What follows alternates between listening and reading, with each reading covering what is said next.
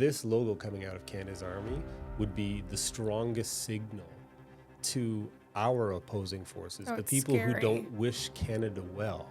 It's the That we're on strongest the decline. that our Army leadership architecture is dysfunctional. A Minecraft style moose taking a massive dump. That is what it is. But like, this logo is getting ripped apart online. Like, it's getting absolutely destroyed on social media. Like, there's nobody that is defending this. Good leadership means having the courage to sometimes piss people off.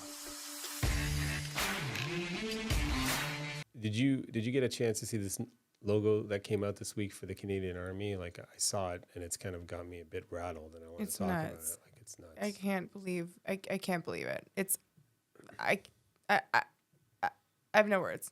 Because it is as bad as it could possibly get out. No, it's worse. Like, than I that. almost think It is so bad. Like, there's so many areas I'd love to talk about in that. Just personally, how it hurts me to see an organization that was so proud be so corrupted by political correct ideology and political operatives that are getting in the way of the mission of this fighting force that I served in, my friends served in, and a bunch of my friends died serving in. And then to see this kind of this marketing pablum be barfed out into the digital world, that's making a mockery of an organization that I love serving. And from a branding perspective, it's horrific. And I thought it'd be great, to get your opinion on what you see here, because I know when you're in your writing and your speeches, you're always talking about how people miss the mark, right? And miss the target audience. And to me, it's depressing, really. I feel like I'm in an episode of Black Mirror. Like, I just funny. I can't. Every decision the Canadian Armed Forces that are going public in the news with, I'm like, is this for real? Have they lost the plot? Like, what's the plan? Yeah, like for me, I've had a lot of battles with the Canadian military leadership architecture, because they're screwing around a lot of soldiers, sailors, and aviators, trying to impose kind of a political agenda onto a fighting force and destroying careers. And I've seen firsthand how the leadership of Canada's military, which is crumbling. It's very important to the NATO defense structure. It's very important to NORAD. It's so important to have a strong Canadian military, and it's being destabilized by political correct operatives in the Liberal government far better than China could do. If this was if you wanted to undermine morale of our fighting force, China couldn't do a better job than I think what's happening. And nowhere have I seen it better captured in a brief moment of time than the Army's new logo, which to everybody I've spoke to, the first thing they say is that, I think, I'll take your thing, but everybody just thinks it looks like a moose taking a giant dump in Minecraft, and the flag is off. A Minecraft style moose taking a massive dump. That is what it is. Yeah, but that's not what it is. It's a logo that went through an RFP process to kind of revitalize how the Army looks to the public, and somebody in the chain of command with leadership authority had to approve this dumpster fire of a logo that makes a mockery of fighting forces. They're doing a really bad job of faking that they don't have their shit together. Like, when you look at, like, a logo is a really important and vital aspect to a brand. A logo is not a brand, but it's often a signaler to a customer and potential customer for what the brand represents. And when you look at the new logo, you can't get anything out of it. And it shows you exactly where the Canadian Armed Forces is at, is that they have no idea who they're trying to connect with. Or what the purpose of a logo is. I don't think it's designed to kind of affect a political policy change, which might be to change the institution so it's less patriarchal and more inclusive. Like, the logo is often your first introduction to an organization, a product, or a person. And that new logo, like, it looks like a Minecraft joke. No, Like, I know. and it Even the doesn't word instill pride. inclusivity, Yeah. like it, inclusivity can mean something for, visual design if that's an important aspect to what the brand represents. And what I mean by that is a brand like Walmart should feel more inclusive than a brand like Saks Fifth Avenue. Mhm. And it's kind of more where the word inclusive colloquially meant before it became political, Mhm. right? And that's what's really complicated about the Canadian Armed Forces and where it's at is it it's trying to please people. It's trying to please everyone, and by pleasing everyone, it pleases nobody. And that's why they're facing such a massive recruitment issue is nobody feels connected to the brand. And it's problematic because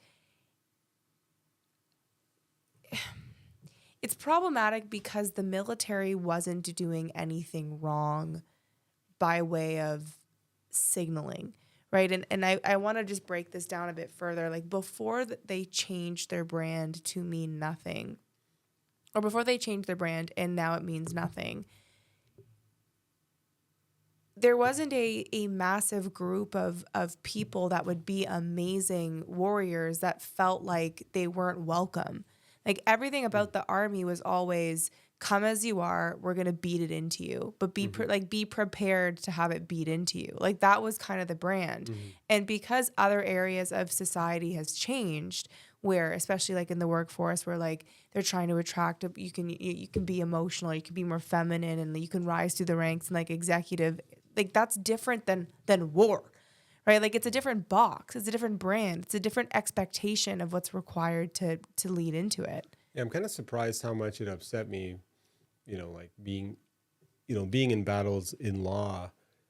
I forgot how much the army mattered to me from my old days Totally. serving it. Yeah. And to see it made a mockery. And you know how you say like they're trying to please everybody? I don't think they're trying to please everybody. I think they're trying to please a very narrow group of elites who want to impose an agenda onto an organization that actually you're used to right. be strong and proud.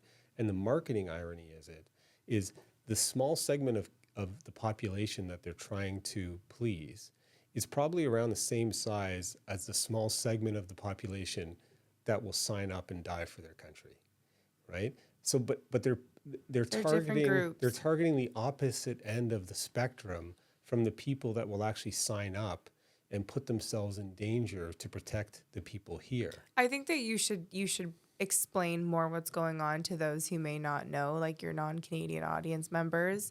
But before you do that, when I was saying that they're in quotations trying to please everyone, that's that small group of that highly manipulative people, the language and the narrative that they're using is that we need to be more open-minded and bring in more people. We need to be more inclusive. And the language that they use is very much of we need to speak to everyone. And that's not what they're doing. But they're using their play of getting this across the line is this is what the people want. And it doesn't work for a brand like the Armed Forces. But I think it's not benevolent. It's not just we want to be more inclusive, which obviously in any fighting force, and I've worked with some of the top special forces in the world, every fighting force wants people from everywhere and anywhere. They just want them with character and resilience, and they will turn them into warriors. This is a Trudeau and his operatives' agenda to undermine an institution by attacking its very foundation of service before self, of sacrifice, of toughness. This logo represents the kind of complete emasculation of an army, and I don't mean that just on a gender. There are generals who know that this logo was an absolute disaster and were scared to say anything. Yeah. Because there are political operatives representing the party in power that will ruin their career. And so they chose to allow the organization to be made a mockery of so that they could get promoted. And that's what I've been saying is that our society is encouraging compliance as opposed to courage in corporations, in government institutions. But when in your military, your leaders won't be courageous. They just will be compliant and obedient so they'll get promoted. It's the end. And the Canadian military is experiencing its lowest recruiting ever. Yeah. And the US learned this about 2 years ago. They had gone down this incredible woke recruiting path and they had no numbers. So by trying to open their tent to more people, what they were saying, they actually got fewer people to apply because it's not attracting. It's just like in any marketing. People are drawn to a product because it allows them to stand out. Yeah. Right. And so when you put on the uniform or you get the tattoo, like I got the Maple Leaf tattoo when I served, you wear that as a badge of honor. Now, It means a lot to you. and people wear logos like a badge of honor. Like if they wear, especially like the Harley Davidson, or totally. LeBron or whatever. But if you're in the military, that's LeBron James shirt. You know what I mean? Like you want to kind of capture what the Nike sweater of the sweater of your favorite sports person or your celebrity. You want to associate with people through what you wear, right? And in the military, that logo is your sign. That's what's on the side of your uniform. And if it doesn't look good, it undermines morale in the unit, and it certainly doesn't attract people to join. It's tough because you're in so deep that I want to ask you questions that can help elucidate how big the problem is in the Canadian Armed Forces. Like it's like you're in so deep. Like for us to see like this logo is getting ripped apart online. Mm-hmm. Like it's getting absolutely destroyed on social media. Like there's nobody that is defending this. Like it is a one side of like, what was the plan with this one? And it shows you how far they've deviated from who they are, who they speak to, and their tribe. And it's been sad and scary for a long time. But this last like unnecessary logo change where nobody can understand what it is, why they did it, or who approved it, just shows you like how far they've gone and how scared people are within the organization to be able to say, this isn't our brand. This isn't us. Who are we now? But it's a parallel to Bud Light. Like I bet you that similar type of decisions were made where there's people at Bud Light who are like, our audience are rural, farmers and fighter, and then somebody. It's different though. No, I wouldn't say think that it's on the same level. It's on the same As level Dylan of Mulvaney, bad. yeah. It's the same conversation. Mm-hmm. Like if we're having a podcast on like what was the plan, like Bud Light's coming up, Canadian Air Force is coming up, but where it's different is that Bud Light is follow me with this. Don't get me on the specific details. Bud Light is a public company for profit, and they've been investing in the Pride community for 10 years. Like they've been a massive sponsor for gay pride for secretly, like without the rural cowboys knowing. There's been no problem. It was a decision that they made by their CMO. Where I would argue that this is different is that an army, your commitment to the brand or the company is your life on the line, literally. And it's a different, you have the leaf tattooed on you because it speaks to a commitment and dedication and a massive part of your life that you gave. That's different than doing tenure at Bud Light. It's just, it holds different weight. And it's the people in the armed forces who I've gotten to meet through you, like it's their identity in a different way. That it's crazy that the same level of like sitting on your hands is being seen because like it is different the weight that your career takes in both companies. But I think what we see here is the extent of which bureaucratic compliance has infected all institutions. Agreed. Government Totally. And corporations. Totally. Because when it's getting to hear how scary that is. When it can do it in the army. Yes, it's where fucking nuts. Your mission is to close with and destroy the enemy. And the decision making can be so corrupted by poor thinking. And that within their bubbles they think they're doing a great job and nobody is getting fired. But you see it. You're in deep. Like how afraid Yeah, but because I've taken on Trudeau, and now we have a chief of defense staff who is completely beholden. Like, to me, if you become the chief of the military of your nation, where are you going to go after? Like, what's the point of bending and Why? corrupting your Yes. integrity? Like, fall Why? on your sword and resign if people with bad motives are coming in and trying to But that's destabilize. supposed to be the point. Yeah. Like that's actually supposed to be the point. It's like when you're like literally prepared to sacrifice your life, not your vacation home. Mm-hmm. Like it is to fall on your sword. And that's why you have it tattooed on your body. Mm. When you signed up for the military, it was you're literally going to throw your body for them. No, and for your brothers and sisters, and this type of act actually discourages the amazing citizens that want to join any military.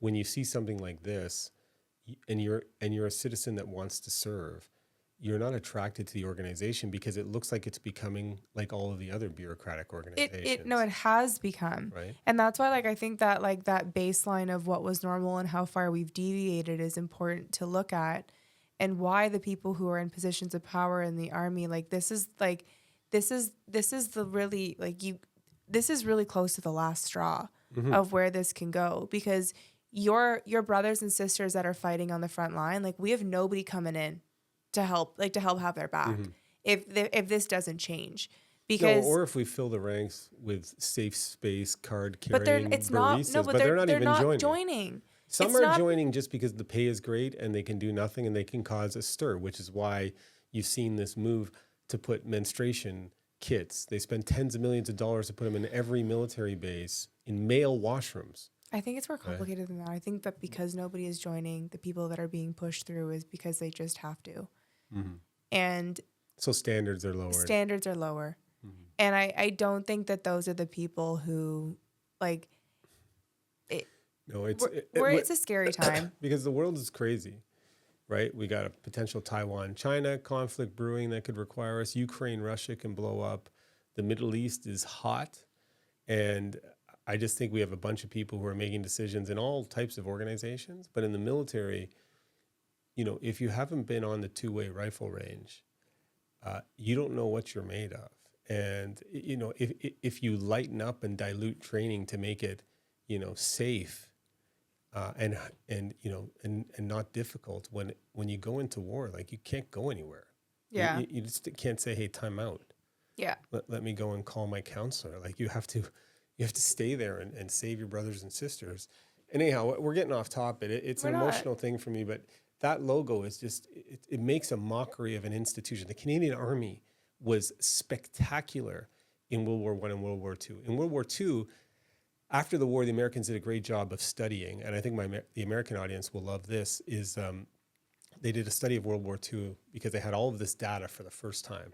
And they found that the best political leadership in World War II was the British. Winston Churchill, his speeches that inspired a nation. The British would have died to every last human rather than surrender like the French did, because their politicians got them on side. So right? Stoic, yeah. The best tactical leaders, strategic leaders, hands down, the Germans.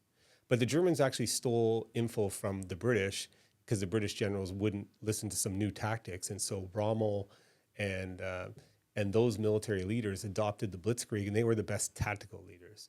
The best logistics ever to have happened in the history of the world were the Americans.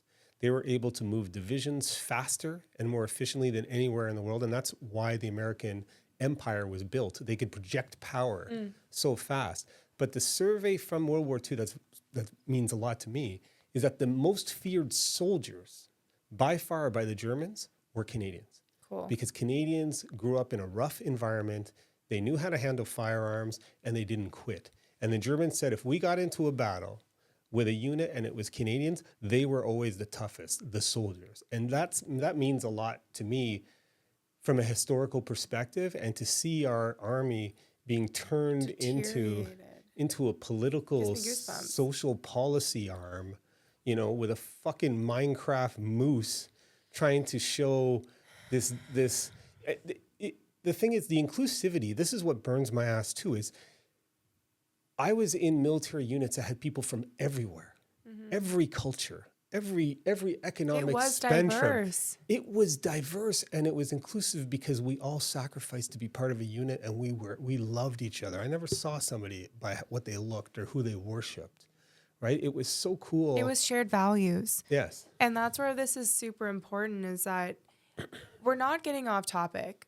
This conversation has to be had at this level because from a purely technical and design perspective, there's nothing to analyze in that logo. There's no meaning to derive from it. There's no strategy to take away from it. It's completely empty. And that's exactly why this conversation is so emotional, is because of what the Army meant for so long to so many people on a world stage.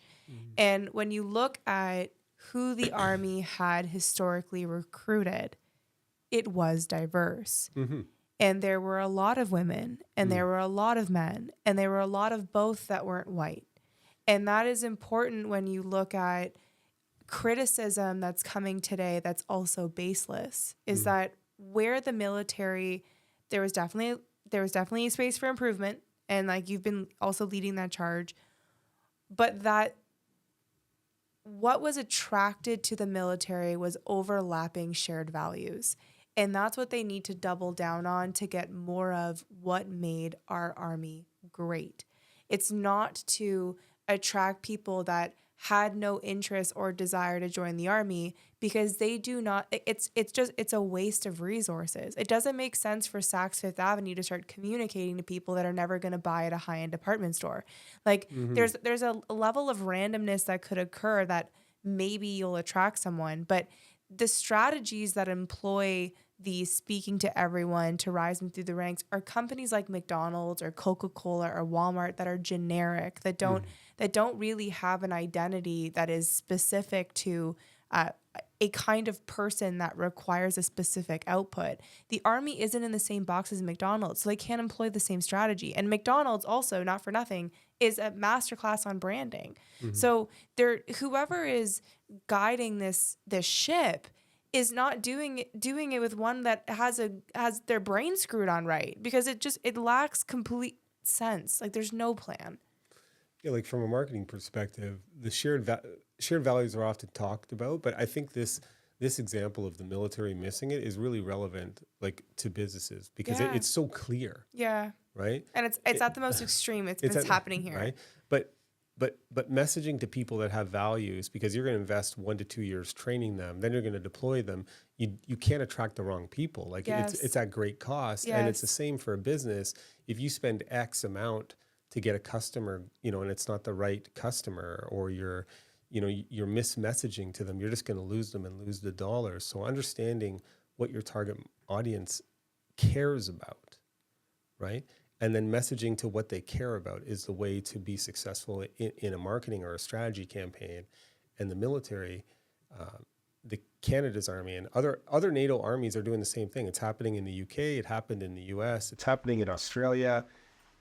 Every one of them are kind of fighting against this political pressure to appear woke, at the expense of operational effectiveness. And if somebody was to ask me, hey, what would you suggest to improve the brand of the fighting forces of a nation? It's double down on what makes them different. Yeah. It's double down on the fact that you're prepared to do what others would quit. The best pictures that give me tingles are the pictures of people I've seen smiling when they're cold, wet, and hungry, but they're surrounded by people who are sharing in the misery because they believe in something greater than themselves. And that's the commercials that I would be making, not these watered down garbage festivals that are just meant to advance the careers of people who lack any integrity or courage. Like from your perspective, how would you deal with going into an organization that seems set on a messaging campaign that's not reflective of their mission or what their target audience is? They're not in a position to hear an alternative message. Like it's going to fall on deaf ears. Like you can, for this to have gotten to where it is, and for this logo to get approved, they're not actually interested in strategic thinking. This is exactly what they want, is to completely desensitize or to remove any semblance of what the army once meant.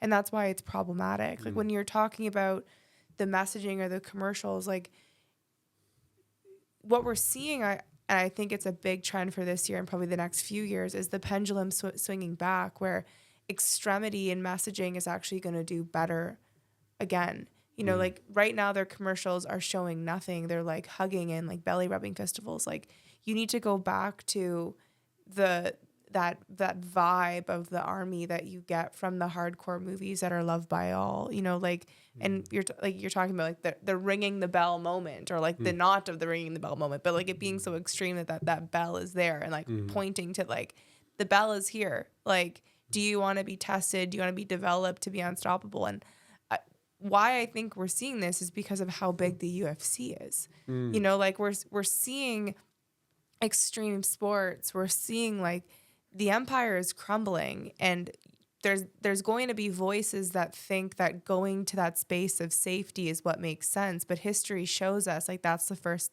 like the fastest way to collapse. So we have to go back in the other direction to bring out those people that are being suppressed. It's funny, when I was in the military, I was in reconnaissance platoon for a while, and we would always have we'd be looking for indicators of opposing forces of certain things. And so there were kind of suggestive, but then there were demonstrative indicators that would tell you for a fact that your opposing force is doing this, or your opposing force has lost morale, because you can observe that the soldiers aren't doing something. This logo coming out of Canada's Army would be the strongest signal to our opposing forces, the people scary. who don't wish Canada well. It's the That we're strongest on the decline. that our army leadership architecture is dysfunctional. No, it's proof horrifying, positive, literally, that the Canada's army cannot and that do they operations. can't see. Yes, and for them to be able to analyze publicly on every single social media platform that everybody is ripping apart decisions made from the top. Like it just shows a complete disconnect. And you have to understand that if you're a service member on a base and you see this happening, what it's doing to morale. People are right now planning to get out because they just don't want to. The top people don't want to be associated with dysfunctional organizations. Yep. China could not have done a better job of hurting the operational effectiveness of the Canada's Army than the decision-making architecture and the launch of this logo.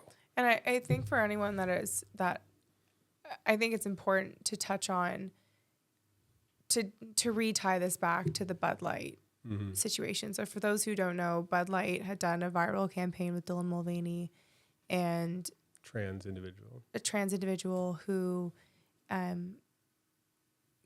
completely butchered a campaign because she genuinely insulted every group. Like it was the worst thing that could have happened for the brand. And there was a lot of backlash that came out of it on both sides. And why it was the worst thing for the brand is those who were shaming the true customer for Bud Light over the decision, and shaming the negative conversation, and shaming the brand, was not self-aware enough to realize that their opinion did not matter because they were not the customer. And it's become, the online world has allowed everybody to have a platform for their opinion to be magnified.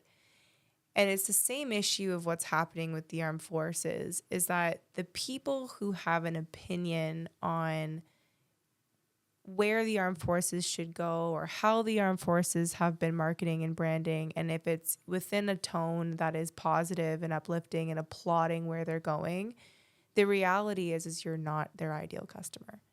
And your opinion does not matter because you're not joining the armed forces.